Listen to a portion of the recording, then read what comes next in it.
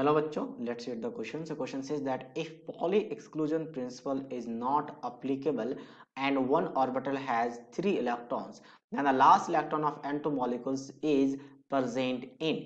तो last electron N2 molecules का कहाँ पे हमें ये डिस्कस करना है? तो N2 का एटॉमिक नंबर की बात करें, नाइट्रोजन के एटॉमिक नंबर की बात करें, नॉट N2, तो उसका एटॉमिक नंबर कितना होता है? 7 होता है। तो N2 मतलब दो एटॉमिक नंबर का 7 है, तो एक नाइट्रोजन में 7 इलेक्ट्रॉन्स है, तो N2 मतलब दो नाइट्रोजन है, तो 14 इलेक्ट्रॉन्स हो जाएंगे, डबल हो जाएगा, तो नंबर ऑफ इलेक्ट्रॉन यहाँ पे 14 है। अब इसमें बोला गया है कि आपके पास इसका इलेक्ट्रॉनिक कॉन्फ़िगरेशन लिखना है, ठीक है। और पॉली एक्सक्लूजन प्रिंसिपल हमें क्या करना है? अप्लीकेबल नहीं है, यानी कि अप्लीकेबल नहीं करना है। तो वन ऑर्बिटल, और एक और चीज, एक ऑर्बिटल में 3 इलेक्ट्रॉन्स है, तो लास्ट इलेक्ट्रॉन किस में जाएगा, हम ये डिस्कस करना है। तो सबसे पहले इलेक्ट्रॉनिक कॉन्फ़िगरेशन लिखेंगे तो स्टार्ट कहां से होगा? मॉलिक्यूलर ऑर्बिटल्स के लिए sigma 1s2 and then sigma star 1s2। फिर क्या आ जाएगा? Sigma 2s2, sigma 2s2, sigma star 2s2। फिर क्या आ जाएगा आपका यहाँ पे? फिर आता है पाई, तो pi 2px is equal to pi 2py। कितने इलेक्ट्रॉन्स हो चुके हैं अभी तक? अगर इलेक्ट्रॉन्स की बात करें, नंबर ऑफ इलेक्ट्रॉन, अच्छा 14 है।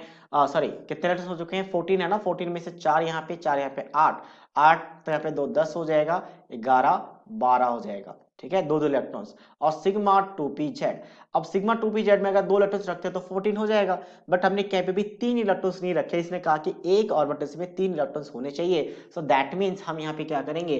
जो लास्ट यहाँ पे इलेक्ट्रॉन्स है उसको इन में फिल करेंगे, इन दोनों में से किसी एक जगह पे। यानी कि आपका यहाँ पे कितना था?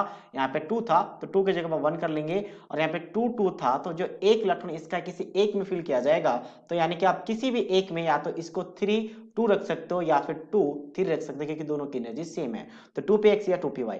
अब ये पॉली एक्सक्लूजन प्रिंसिपल क्या होता है, जिसे कि इसने कहा कि उसको एप्लीकेबल नहीं होना चाहिए, तो ये कहता है कि किसी एक भी ऑर्बिटल्स में मैक्सिमम 2 इलेक्ट्रॉन आ सकते हैं, तीसरा इलेक्ट्रॉन नहीं जा सकता। रीजन क्यों? क्योंकि वो कहता है कि 4 जो प्रिंसिपल क्वांटम नंबर है, यानी कि सॉरी 4 क्वांटम नंबर है, principal quantum number, azimuthal quantum number, फिर मैग्नेटिक क्वांटम नंबर और स्पिन क्वांटम नंबर, ये चारों कभी भी 2 इलेक्ट्रॉन्स का सेम नहीं होना चाहिए।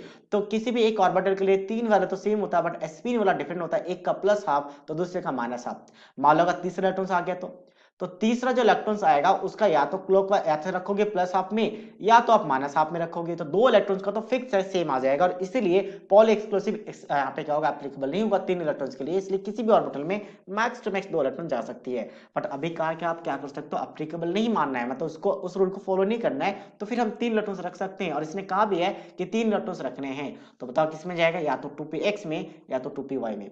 तो 2px या 2py, वो भी स्टार वाले नहीं, नॉर्मल वाला, यानी कि स्टार वाले किसको कहते हैं? एंटी बॉन्डिंग, और ये होता है बॉन्डिंग। तो आपका आंसर क्या आ जाएगा? डी आ जाएगा। So D is the right answer of this question. So I hope you understood it well. All the best.